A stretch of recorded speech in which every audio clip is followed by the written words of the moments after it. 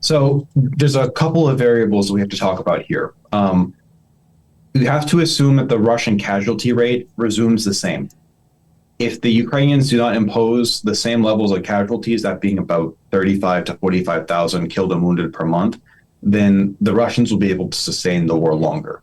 But let's assume for this very basic analysis that the Ukrainians maintain the same lethality, that you Russians continue to lose forces at the same rate, roughly 30 to 45,000 troops per month. And then I think the Russians will get to a point where they will have to start making some very difficult decisions within the next 12 to 18 months. I'm not going to say concretely when, and I'm not going to say this is the point at which they break, but there'll be difficult decisions. As you know, the Russian strategy for how to finance this war is not sustainable. The Russians pay extreme amounts of money to volunteers to sign up to a fight in Ukraine. I believe the current running record that we have is between $30,000 and $40,000 for a one-time sign up. That does not include your monthly salary, does not include benefits if you're killed or wounded or other things. And when the Russians lose between 35 to 45,000 killed and wounded per month, I mean, that's a lot of money when you add it up. And this is actively destroying the liquidity in Russia's sovereign wealth fund. The Russian economy is overheating. Too many Russians have too much money and they're spending too much, which is causing inflation. It's very interesting. The Russian central bank just lowered the interest rate, not because I think inflation is no longer an issue, but I think because the Russian government is making some monetarily risky decisions in order to facilitate borrowing and lending so that the Russians can continue keeping the war factories running and keeping the banking class and the business interests happy in Russia. But really, when you look at it, and you can continue to look at the costs and the inflation and the monetary instability and the ballooning Russian budget, this looks to be quite unsustainable.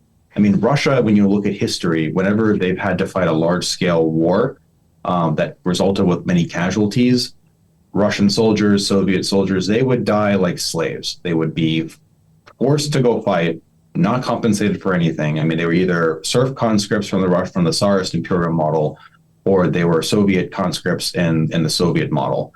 But this is not the model that Putin is using. Putin has a new social contract where he pays you. And I think Putin's strategy, it's politically brilliant because it absolves the Russian state if you're killed or wounded because you took the money. But it's economically stupid. And it can work for a short special military operation, a short war. It does not work for a long protracted war that will go on for 3 to 5 years. So you're confident that Russia can continue this war with such current intensity for 12, 18 months, and after this period they would have to conduct full-scale mobilization or reach a ceasefire deal? I think they have to make difficult decisions at 12 to 18 months. So those could be decisions such as, yes, potentially going to a full wartime economy. It could include nationalization of more privately held assets to try to crank out more materiel to support the war effort. It could result with the Kremlin changing its social contract with soldiers. So it could be perhaps not mobilization, but perhaps the incentives will have to be cut severely. So instead of offering, $40,000, it'll be we go back to offering just a couple 100,000 rubles or a couple thousand rubles, which would drastically change. And I think you would see much fewer Russian forces come through that time. The Russians might have to change their objectives in Ukraine and scope it down. Or they might, they're going to have to make calls between, do they prioritize the military economy or the domestic civilian economy? And they might revert back to an economic model which looks much more like the Soviet economic model, which is an economy built up for industry and the war industry at the expense of consumer goods. It doesn't mean that the war breaks. It doesn't mean that the war ends. It doesn't mean that the Kremlin now has to declare full-scale war. But Putin will have to make very difficult decisions that I think he doesn't want to. I mean, Putin is happy basically with the political and economic compromises he's made, the trade-offs he's made. But he might be forced out of that. And of course, Russians do not like it when their social agreements, their social contract is violated. Do you feel that in such case there could be a threat to Russian regime because there would be a high discontent inside Russia and some people could demonstrate against it, or even people from Putin's circle? I think that's very unlikely. The power vertical is very strong. Putin has made examples throughout his career of those politicians or oligarchs or Siloviki that go against him. The most recent example being Yevgeny Prigozhin, but there's also, of course, Boris Nemtsov, and going back a bit further, Hodorkovsky with Yukos. So the oligarchs know what waits them if they try to challenge the power vertical. So I don't think that's particularly likely. But that said, it's important because Putin does care about what the oligarchs have to say. He does care what the Siloviki has to say. He is thinking about the regime stability. And if these guys do have issues with the Kremlin, then that causes problems. So I think the risk of a revolt or a coup or revolution very low, but these tensions and these pressures are still nonetheless important, and they deeply influence the way that Putin governs and the decision making that Putin makes. You just also mentioned about the Yevgeny Prigozhin's marriage on Moscow. What are the chances for another coup inside Russia, so-called Prigozhin-style marriage on Moscow from different fractions in the Russian army or from mercenaries? I think it's very, very low. So you should really talk to my colleague, Katerina Stepanenko, who's been doing some excellent research on this topic. But the Russian Ministry of Defense has been conducting a centralization campaign that is designed to very firmly establish the power vertical over all the Russian various different formations and units, including irregular units, proxy units, volunteer battalions, etc. And of course, the whole reason why the Wagner Prigozhin mutiny came to a head is because the Ministry of Defense went to Wagner and said, all Wagner soldiers now have to sign contracts with the Ministry of Defense and fall under the administrative control of the Russian Ministry of Defense. And many Russian Wagner soldiers refused to do that because they saw their loyalties primarily to the Wagner Group as an institution and not to being, Gerasimovsy or Shoigusy, right? And that's what caused the conflict. Now, the Russian Ministry of Defense has now, in the aftermath of the rebellion, decisively won this conflict. All Russian combatants are basically now forced to sign documents and submit themselves to being under the operational control of the Ministry of Defense. The Africa Corps, the Wagner split-off group that went to Africa, that has been subsumed and is now part of the command and control and the administrative control of the Russian General Staff and the Ministry of Defense. I mean, this is basically over, with the exception of perhaps a general who is currently loyal to the regime going rogue, which I would argue is a very unlikely occurrence.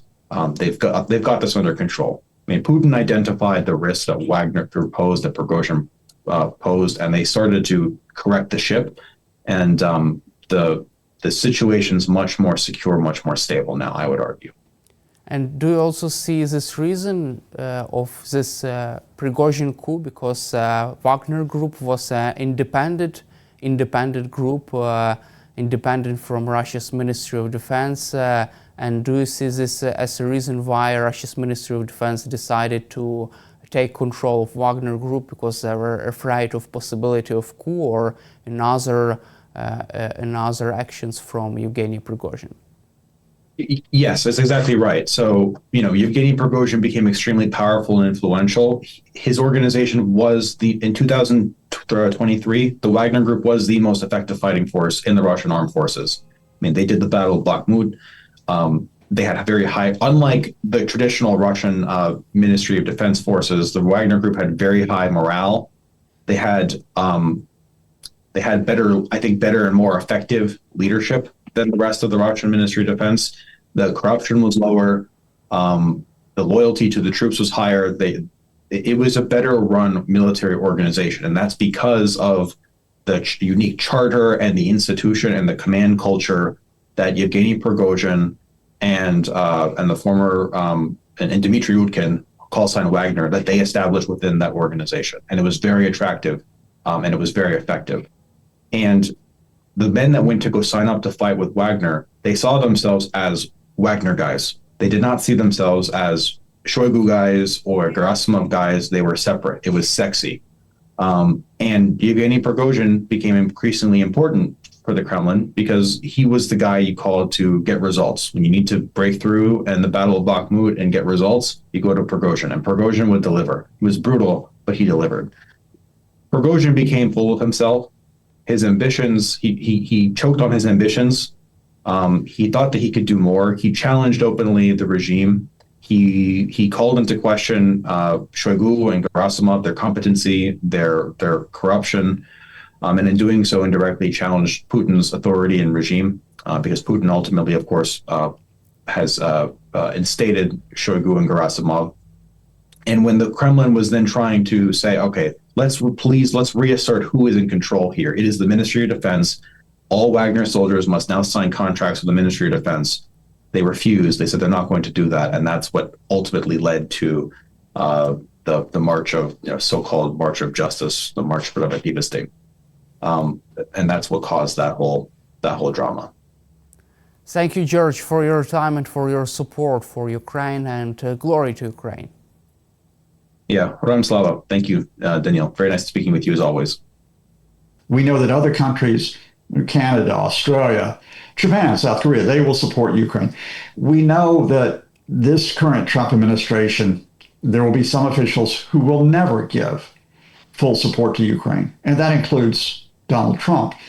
We know that there are other officials who will not simply accept being the accomplice of Vladimir Putin. But we know that in this American system, it leads to a gray area where you're never fully removed from the situation, but you're never fully committed behind Ukraine. But I think I have to add a dimension on top of this that people are not seeing as much. The executive branch is not the only part of the American government. And what I think is increasingly important here is whether the U.S. Congress, beginning with the U.S. Senate, passes the sanctions measures to toughen the restrictions on Russia. We now have 82 of 100 senators who support these measures. Lindsey Graham, of course, has recently been in Ukraine. He has restated the need for the sanctions bill. There are indications from the Senate leadership that they may consider it as early as this month. I think that's very important because I think even if the U.S. executive is in a gray area, Congress passing the sanctions bill, especially if it's by a large enough majority that it cannot be vetoed by Donald Trump, it takes us out of that gray area. It shows us that, yes, in Washington, there still is clear support not only for the resistance, but to put some pressure on Russia. However, according to the Wall Street Journal, Trump's administration is trying to weaken this bill by communicating with Lindsey Graham's office to amend this bill, remove some interesting statements, and replace the words like shall, might, with other words like may, just to weaken this document and just to make Donald Trump the only person who would be able to decide on whether impose sanctions on Russia. What is your assessment of this new effort of Trump's team to weaken this, at least this sanctions bill against Russia? It is unsurprising that the Trump team would hold out against the sanctions bill as it is written, not just because they may not want to be that tough with Russia, but also because they would want to have the final decision on whether sanctions could be imposed. But the political reality here is that if the senators stand firm, if 67 senators stand firm, which is a veto-proof majority, if the House of Representatives follows with a 2/3 majority, Donald Trump cannot block this bill. He simply can't, given the way the U.S. system works. So we have a wait and see. We wait and see. Will the senators and the representatives say, no, we're not going to leave it up to you to decide on the extent of sanctions. We do have a say here. If they press this forward, it gives Trump at the very least a difficult choice. Does he try to oppose them, or does he accept what they're doing? And it may even override his authority in this case. So we tend to always have this idea that Donald Trump always makes the final decision in America. That's not the way it happens in the system. We just have to see if Congress finally steps up and does the right thing. But do you believe that Republicans can be brave enough to make this decision on sanctions against Russia despite Trump's policy, despite his willingness or unwillingness to move forward with sanctions? I mean, the key question is, will Republicans, as we say in America, put their money where their mouth is? We know that in terms of their rhetoric, they have stood up to the Trump administration in calling for a tougher position. We know this is true not only of individual senators like Lindsey Graham, but many senators, many representatives. But will they, as you put it, be brave enough to turn that into action? I think what we're seeing right now is the maneuvering that's going on. This bill could have been tabled weeks ago, and we're seeing the Trump administration trying to push it back, push it back, push it back. And we're seeing some senators saying, we're going to make this bill almost watertight. You know, we're going to make sure that it can get passed in Congress. I can't guarantee that this bill will pass, and I certainly can't guarantee it will pass with a veto-proof majority. I do think, however, that this is, on most issues, the Republicans will bend the knee to Trump, especially on domestic issues. I think standing up to Russia over Ukraine is one issue where Republican congressmen have not wanted to be seen as being Trump's servants. And that's what gives me at least a little bit of hope that this bill may see the light of day, that it may pass. Let's also cover a recent statement and recent clash between US President Donald Trump and Elon Musk. It was really interesting to observe, just to see this interesting conversation between both so-called former friends. Do you see the egos of both Trump and Elon Musk as one of the reasons why Musk left the White House? Oh, I think you know the answer to this. I think the egos of Donald Trump and Elon Musk are not just one reason why they've had this divorce. I think it is perhaps the reason. These are two narcissists. These are two men who not only express a confidence in what they do, they always want to be what we would call top dog. Now, it had been the position from January until last week that because the Trump administration relied on Elon Musk to almost destroy the U.S. government, to take his chainsaw to the agencies, to fire people, to force them to be loyal to Trump, to try to steal their information, strip their budgets, that Musk and Trump were kind of codependent on each other. But there were issues, there were difficulties. Elon Musk did not favor high tariffs on China because his Tesla company gets many of its components from China for the electric vehicles. Elon Musk was upset that his choice to head America's space agency, NASA, was blocked by some of Trump's advisors.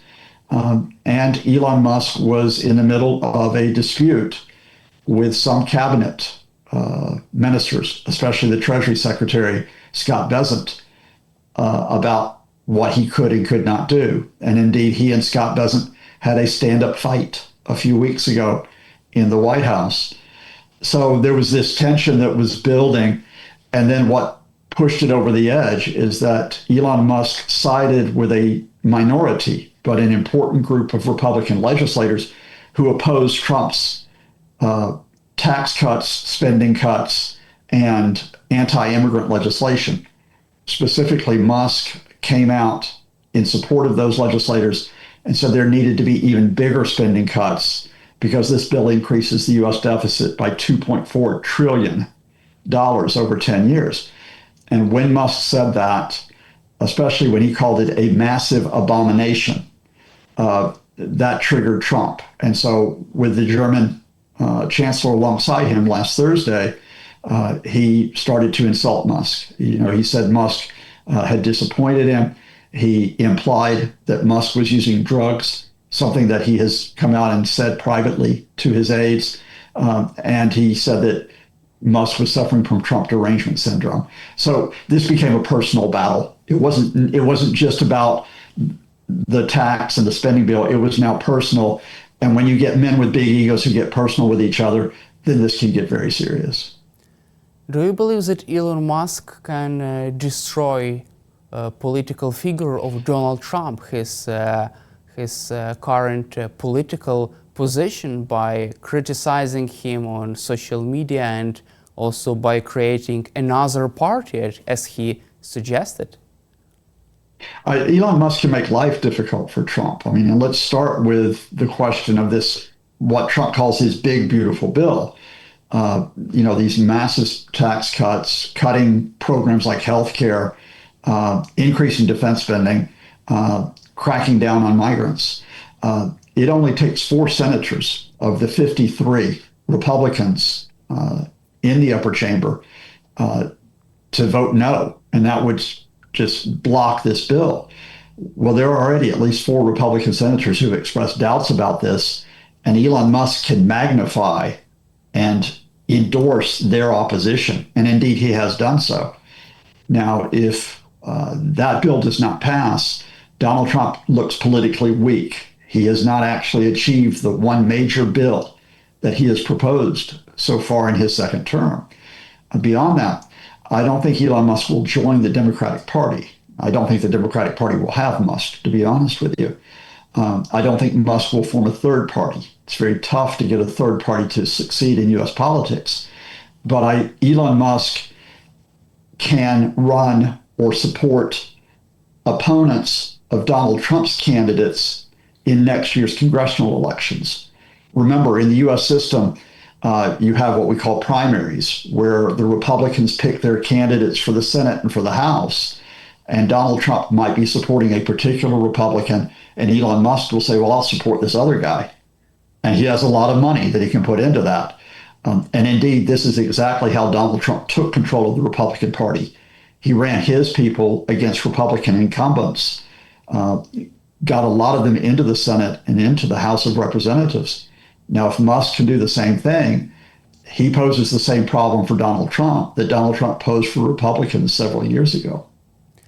Let's also cover another interesting battle clash between U.S. President Donald Trump and California Governor Christopher Newsom. Also, Trump decided to deploy National Guard to Los Angeles amid current protests. What is your assessment of this another Trump's clash between his office and California Governor's office? Donald Trump has disliked Gavin Newsom for quite some time. And indeed, Donald Trump has tried to curb the powers of California as a state for some time. But this is a much wider issue, and arguably one that points to the level of the crisis within the United States. This possible crisis starts with the Trump administration's attempt for mass deportation and indeed detention, disappearance of migrants and asylum seekers, just sweeping them off the streets, not giving them a hearing, denying them the rule of law, in some cases sending hundreds to El Salvador and hiding them in that prison there where they cannot be found by their families or indeed by lawyers. Now, when they tried to do this in California in recent days, it started protests, especially in Los Angeles near the detention facility.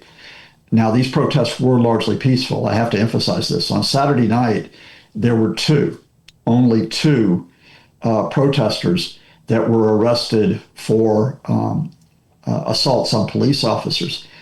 But that became the excuse for the Trump administration, first of all, to call up the National Guard. And they now have 4,000 people from the National Guard in Los Angeles. And then to call up 700 Marines. Now, they probably do not have the constitutional authority to do this. I could explain this to you in a longer interview. But in effect, they are defying the law and they're defying the state government because the National Guard is actually part of the state forces, not the national forces. They're defying the governor of California. They're defying the mayor of Los Angeles to do two things. One is they're doing it so that they cannot be opposed on what they do regarding immigration. But more widely, they're doing it to militarize the United States, to use the military as part of their attempt to expand their powers. If this happened in another country, you would call it authoritarian. And indeed, although I think the U.S. is a long way even from being China or Vladimir Putin's Russia or even Viktor Orban's Hungary, certainly the Trump administration is going that way. And one way, if you're an authoritarian, is you take control of military forces and you use them against your own people. These protests are over a serious issue. These protests largely had been within the law. So we need to be very clear here. That as Donald Trump prepares for a celebration with a military parade in Washington on Saturday, the day that he turns 79, he wants to show that he has all the power in the United States, that it does not belong to the states or to the courts or even to Congress. And also, do you see the California governor, Mr. Newsom, as a possible candidate from the Democratic Party at the next U.S. general election? Certainly, Gavin Newsom has been mentioned as a possible candidate for president for the Democrats. Indeed, he was mentioned even after Joe Biden stepped down, and again in 2028. But I think it's a very open race for that presidential nomination. And I think it's very difficult for a Democrat from California to get that nomination. I realize that Kamala Harris was from California. That was kind of a special case. California is portrayed by the Republicans as being a very liberal state that is not representative of America.